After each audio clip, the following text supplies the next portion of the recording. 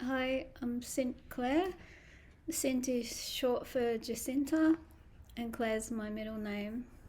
And I live in Wallen, which is not far from Melbourne, and I grew up in Geelong and studied in Ballarat and Melbourne and Geelong. So I had 5 older brothers and sisters, and my dad was a butcher, and I stayed home a lot of the time with my mum while they were at school and enjoyed playing in the garden. My mum having records on like Johnny Cash, and I just enjoyed being at home. And then when they went to school, they all went to secondary school, and when I started school, and we used to walk to school.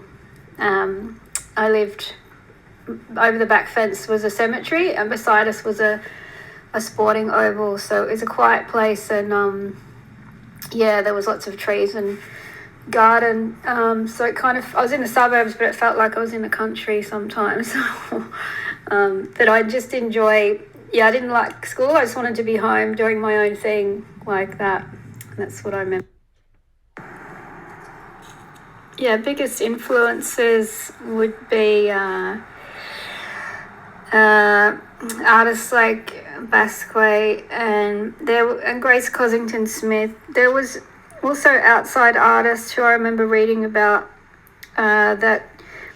Yeah, she was in a mental institution. I don't remember her name, and she would just pick up, random colours. Like when one colour ran out, she'd just pick up another one and just keep going. And I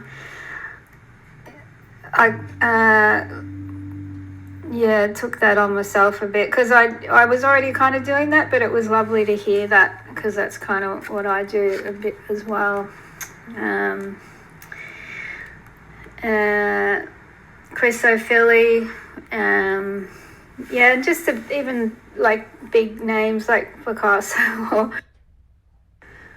Right now, I'm let go of colouring in all my visual diaries for the time being, and I'm just focusing on just whatever. I'm just open. I don't know what I'm doing. I've applied for a few different things. Like there's a Art for Social Change exhibition. I'm looking at doing some more stuff with my Yellow Cape bunnies. I've been writing stories for them.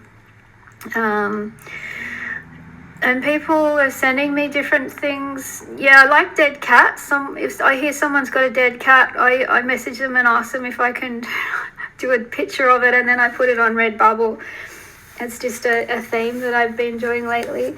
So I'm working on one of the dead cats at the moment. That's it.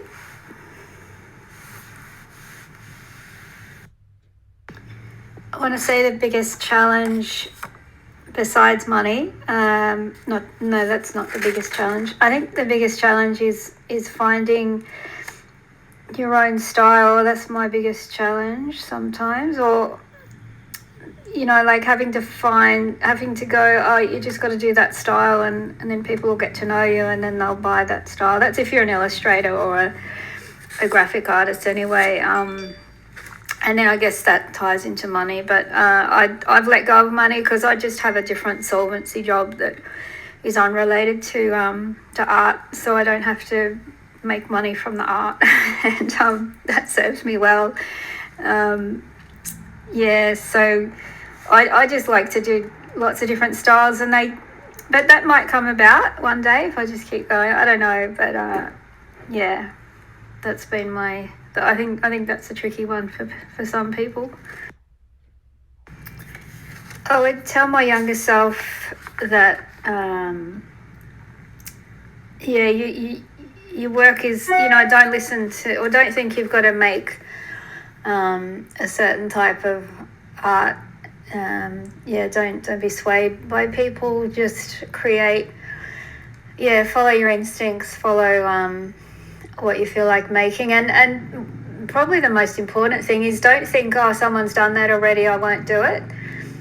That used to happen to me a bit, and think, someone's done that, I won't there's no point me doing it or something like that. And yeah, you probably that you're better than you think you are would probably be something I might want to hear when I was younger, or better looking than you think you are.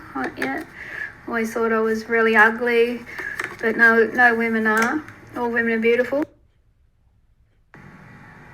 I have done a YouTube video of my artwork hanging up in the bush. So that was an outdoor exhibition, and then that's the exhibition, and I posted it on YouTube. I have done a loop like of grainy 1970s photos. That's when I grew up in the 70s. Photos of Twin Towers when I did the We're All African exhibition last year. I had a loop on the iPad along with the images I'd made. So yeah, I do textiles. Like I made the Yellow Cape bunnies out of recycled materials, and I do work with Photoshop and Illustrator, so as well as painting and drawing. I really like having the radio on. I've done that for many years now, particularly Triple R 102.7, which is a community radio station here in Melbourne.